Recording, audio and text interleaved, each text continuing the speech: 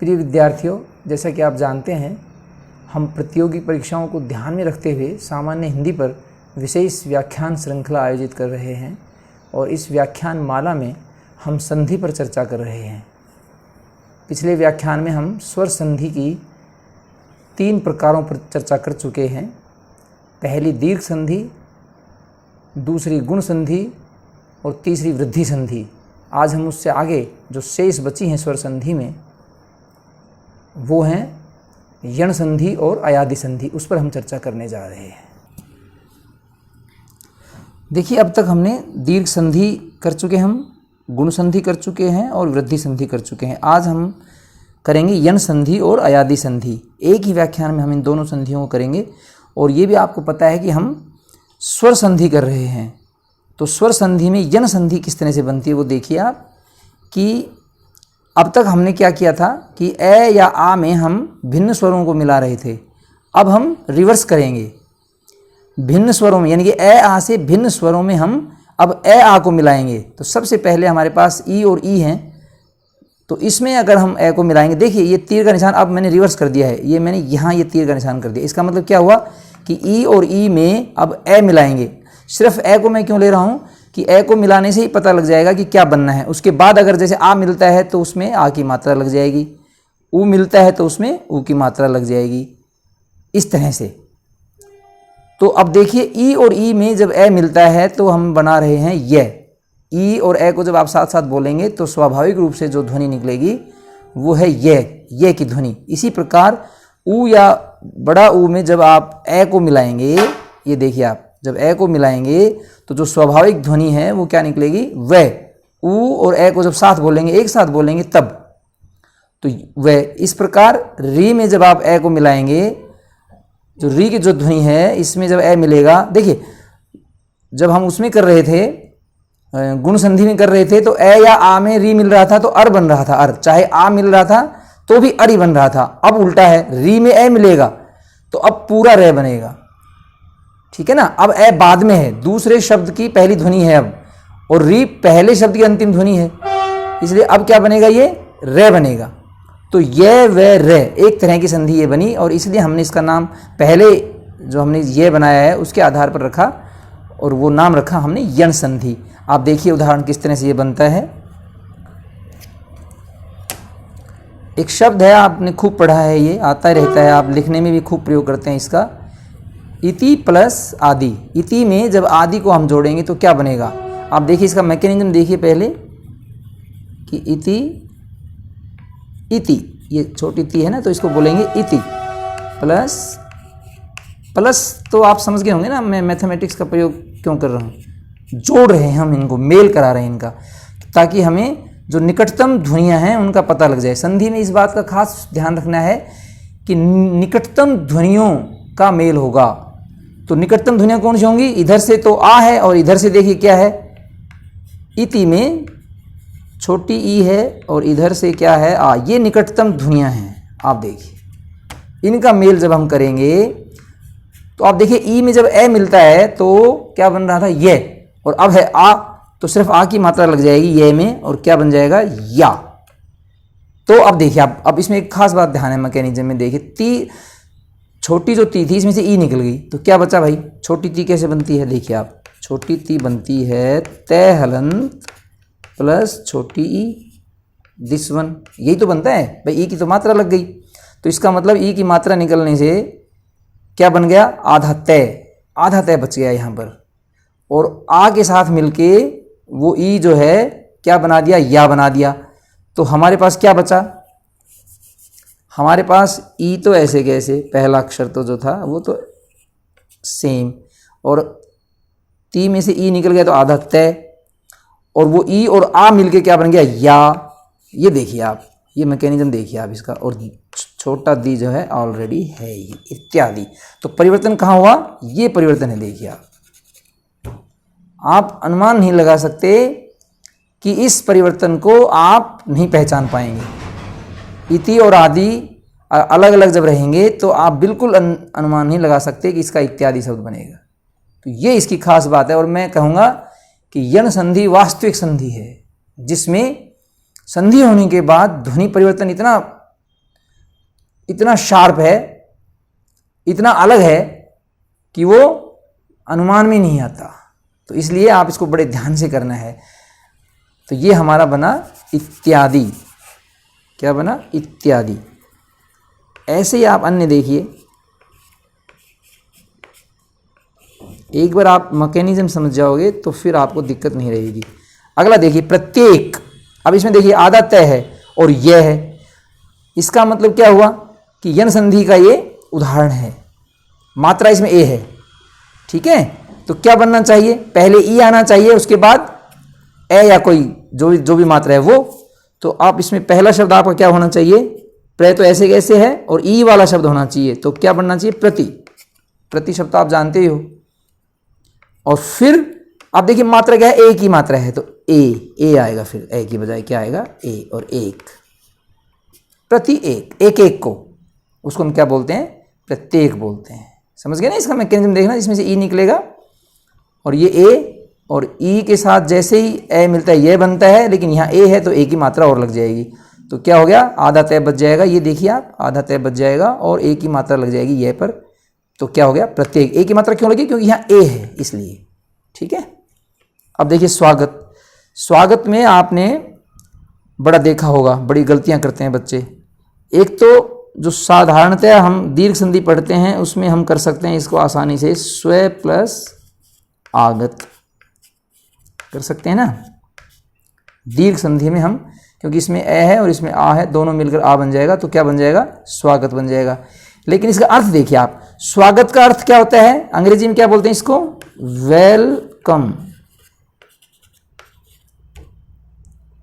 कि आपका आना शुभ है, हमारे लिए अच्छा है, तो हम स्वागत करते हैं, वेलकम। देखिए आप, ठीक है। लेकिन यहाँ जो दो शब्द हमने अलग अलग बनाए हैं दीर्घ संधि के हिसाब से, तो उसका क्या मतलब निकला? स्व का मतलब स्वयं और आगत का मतलब आना। स्वयं का आना, वेलकम क्या स्वयं के आने को कहते हैं क्या भाई? बिल्कुल नहीं। तो इसका मतलब आना अच्छा हो, ये इसका भाव निकलना चाहिए स्वागत का। तो इसका मतलब ये दीर्घ संधि गलत है, ये नहीं बनेगी। जैसे मैंने पहले बताया था कि दोनों शब्दों के मेल से जो शब्द बनता है उसका अर्थ और उन दोनों शब्दों का कंबाइंड अर्थ एक ही होना चाहिए, अलग अलग नहीं होना चाहिए। स्वयं का आना अर्थ स्वागत का कतई नहीं है, नहीं है ना, ये तो मानते हैं ना आप। तो फिर क्या होगा? आना अच्छा हो, ये इसमें आना चाहिए। तो फिर देखिए आप, फिर इसमें संधि बनेगी आपकी यन संधि, और इसमें बनेगा आपका, क्योंकि वह बन रहा है, यह तो बनता है ई के साथ मेल से और वह किससे बनता है? ऊ के साथ। तो अब हम क्या करेंगे? सुशब्द है, एक शब्द नहीं मतलब उपसर्ग है, और फिर आगत। इसका मैकेनिज्म देखिए आप, यहाँ से हमने ऊ को लिया, अंतिम ध्वनि इसकी ऊ है और इसकी पहली ध्वनि क्या है? आ। और दोनों का जब निकटतम ध्वनियों का जब मेल होगा तो क्या? ऊ के साथ जैसे ही भिन्न स्वर मिलेगा वह बनेगा और जो मात्रा है वो लग जाएगी। तो आ की मात्रा है तो आ। अब देखिए आप, सु में से ऊ निकल गया तो क्या बचा? आधा से बचा ना भाई, ये देखिए आधा से ऐसे लिखते हैं। और फिर आ और ऊ मिलके तो वाह बन गया, बचा क्या? गत।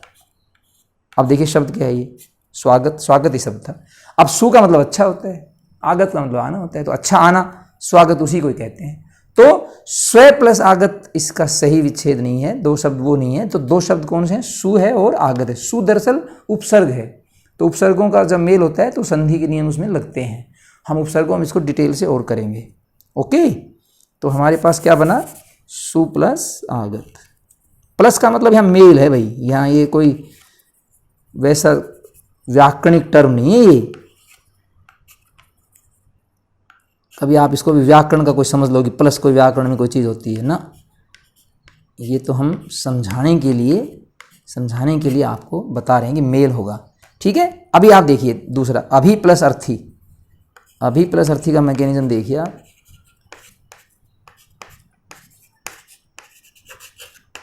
अभी में से तो क्या निकला? ई, ठीक है। अंतिम जो ध्वनि है इसकी ई है और अर्थी में ए है, तो ई के साथ ए मिल के क्या बनता है भाई? ये, ठीक है। तो भी में से ई निकल गया तो आधा भय बचा, ए और आधा भय, ई और ए मिल के ये बन गया ये, और बचा क्या? ये अंतिम ध्वनि बची। तो क्या बना? अभ्यर्थी। ध्यान दीजिए इसकी तरफ, क्या बना? अभ्यर्थी। अगर आर्थी होता, यहां अर्थी की बजाय अर्थी मतलब अर्थ समझते हो ना, के लिए, तो जो जिस हेतु किया जा रहा है वो अर्थी कहलाता है। तो अगर आर्थी होता तो क्या शब्द बनता? अभ्यार्थी बनता। लेकिन यहां शब्द क्या है? अर्थी है। ठीक है ना? किस अर्थ से आप काम कर रहे हो? अर्थ उस मतलब हेतु के लिए। तो अभी प्लस अर्थी का क्या बना? अभ्यर्थी। जबकि आप अक्सर क्या लिखते हो? प्राय क्या लिखते हो? अभ्यार्थी लिखते हो, जो कि गलत है।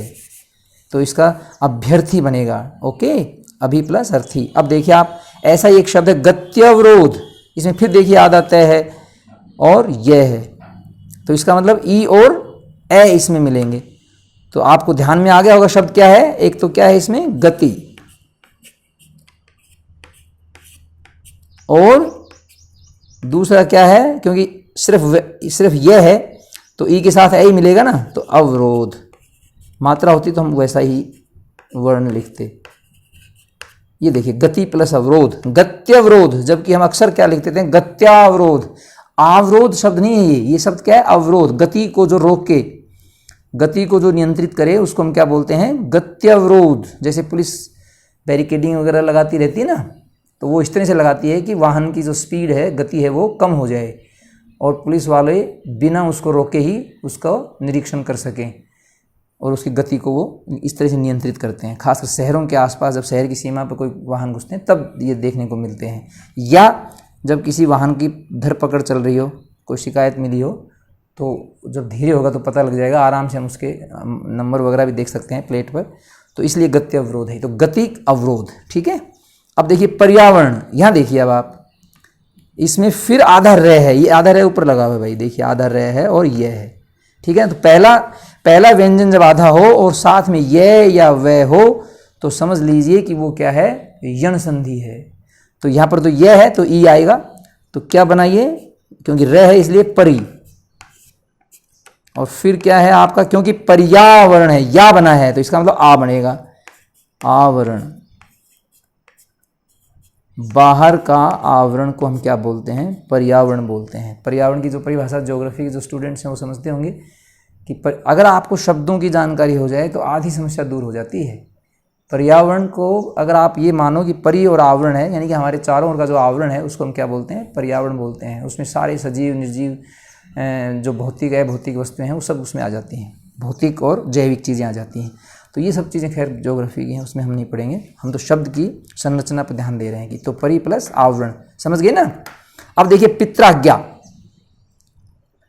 पित्राज्ञा में आप देखिए, आपको पता है कि पित्राज्ञा मतलब है पिता क्या गया। तो पितृ शब्द संस्कृत का है, ये देखिए आप, पितृ प्लस आज्ञा। यण संधि में ही जब री के साथ ए मिलता है तो रे बनता है। री के साथ जब ए मिलता है तो रे बनता है। यहां आ है तो रा बनेगा। अब देखिए आप, तय में से जब री हटेगा तो आधा तय बचेगा भाई। ठीक है। और फिर क्या बनता है? रा, क्योंकि आ है। लेकिन तय में कोई भी व्यंजन हो, अगर रे के साथ उसका संयुक्त व्यंजन बनता है तो हमारे पास क्या तरीका है कि उसको हम बाएं एक तिर्यक रेखा खींचते हैं। जैसे आपने क्रय में देखा था, क्रय, आपने प्रेम में देखा था। ये देखिए आप देखिए, तय आधा है, रे पूरा है, तो संयुक्त व्यंजन है ये रे के साथ। तो ऐसे तय के साथ अब रे का संयुक्त व्यंजन बनाएंगे तो कैसे बनेगा वो मैंने आपको बता रखा है।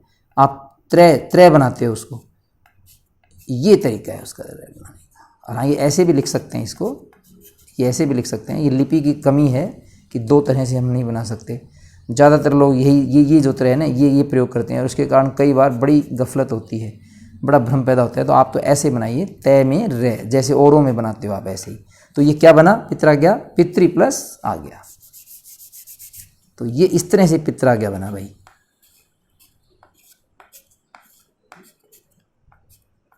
आपको ऐसे लग रहा होगा कि पितृ शब्द होगा इसमें, पितृ नहीं है, पितृ। पिता को पितृ बोलते हैं संस्कृत में, जो री की मात्रा है ना वो, और वो ए के साथ मिलकर रे बनता है।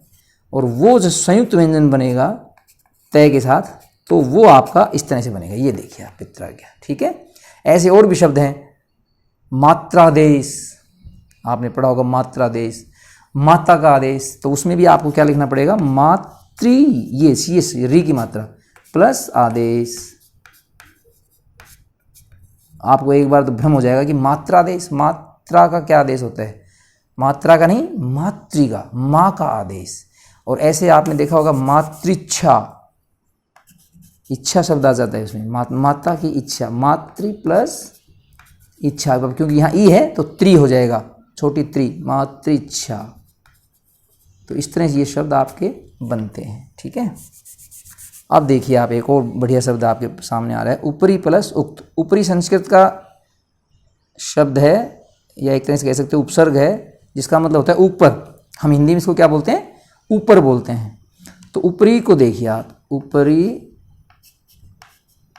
प्लस उक्त, इसका मैकेनिज्म बनाइए आप। यहाँ तो ई और यहाँ ऊ, तो ई के आगे जैसे ही ए आए तो वह ये बनता है, और ऊ आ गया तो उसकी मात्रा लग जाएगी, तो क्या बना, यू। छोटा ऊ है तो छोटा यू, ठीक है ना। तो क्या बना देखिए आप, अब रे में से तो ई निकल गया, आधा रे बच गया। उप ऐसे कैसे, अब आधा रे हमेशा अगले उस पर चला जाता है, और यू हमारा बना था और आधा रे हो गया ये देखिए आप क्या बना, ये बना उपरयुक्त। जबकि आप हमेशा क्या लिखते रहते हो, उपरोक्त, क्या लिखते हो। और आपने देखा भी होगा अखबार वगैरह में भी बहुत सारे लोग जो है क्या लिखते हैं, उपरोक्त लिखते हैं। भाई उपरोक्त किस दृष्टि से ठीक है, आप बताइए मुझे। आप छोटा ऊ लिख रहे हैं, ऊपर आप लिखते हो इसको ऊपर, इसका मतलब आपने ऊपर प्लस उक्त बनाया है। ये तो ऊपर क्या होता है, हमने हिंदी में, ऊपरी शब्द संस्कृत का है, और हमने हिंदी में जब इसका रूपांतरण किया है, जो हिंदी में अपनाया गया शब्द है वो है ऊपर, बड़ा ऊ, ऊपर शब्द है। अगर इसमें आप उक्त लगाते हो तो उपरोक्त बनना चाहिए ना, तो वो तो बिल्कुल गलत है। तो इसलिए उपरोक्त शब्द सही नहीं है, जबकि चलन में ये इतना ज़बरदस्त आ रहा है कि आपको उपयुक्त अजीब सा लगेगा। तो सही शब्द क्या है, उपयुक्त, ऊपर कहा गया। उक्त माने जो कहा गया है, जिसके बारे में बताया गया है ऊपर, उसको हम क्या बोलते हैं, उपयुक्त। तो उपरोक्त शब्द व्याकरण की दृष्टि से, भाषा की दृष्टि से अशुद्ध है। सही शब्द क्या है, शुद्ध शब्द क्या है, उपयुक्त। ओके, इसको बड़े ध्यान से देखना, ये शुद्ध अशुद्ध में भी आपसे कई बार पूछा जाता है। अब आ जाइए मनवंतर। अब देखिए फिर आधा न है और वह है, आधा न है और वह है। तो वह कैसे बनता है, हमेशा ऊ में जब ए मिलेगा तो इसका मतलब न के साथ ऊ की मात्रा होनी चाहिए। तो क्या बना फिर ये, मनु, मनु प्लस, अब क्योंकि सिर्फ वह ही है तो ए ही आएगा, इसमें मात्रा है नहीं तो ए, अंतर ऐसे कैसे आ जाएगा। ये देखिए आप, मनवंतर को हम क्या लिखेंगे, मनु प्लस अंतर, यानी कि दो शब्द हैं इसमें, मनु है और अंतर है। अब आप इसमें ध्यान से देखिए कि इनमें से एक खास जो पहचान की बात है वो ये है कि व्यंजन, एक व्यंजन उसमें आधा रहेगा और आगे ये या वे या फिर रे, ये वे रे बनते दिखाई देंगे। जैसे इत्यादि में आप देखिए आधा तय और या, प्रत्येक में आधा तय और ये, स्वागत में आधा से और वा, अभ्यर्थी में आधा भय और ये, गत्यावरोध में आधा तय और ये, पर्यावरण में आधा रे और ये, आधा रे है ये देखिए ऊपर। पित्राज्ञा में आधा तय और रे, पूरा रे है, क्योंकि आ की मात्रा लगी है तो आगे रा हो गया ये। उपरयुक्त में आधा रे और ये यू, ठीक है। और ऐसे ही मनवंतर में आधा न और वे, तो ये आधा व्यंजन प्लस ये वे रे, अगर ये मिल जाए तो समझ लीजिए वो यन संधि है। और अगर यह है तो ई के साथ जो पहला शब्द है वो ई पर खत्म होगा, और अगर वह है तो वो ऊ पर खत्म होगा, पहला शब्द, पहले शब्द की जो अंतिम ध्वनि है ना ऊ होगी। और अगर रे है तो क्या होगा, री की मात्रा, जो ऋषि वाला जो री है ना, ये मात्रा, तो अंतिम ध्वनि उसकी क्या होगी, री होगी। तो ये स्वर हैं सारे।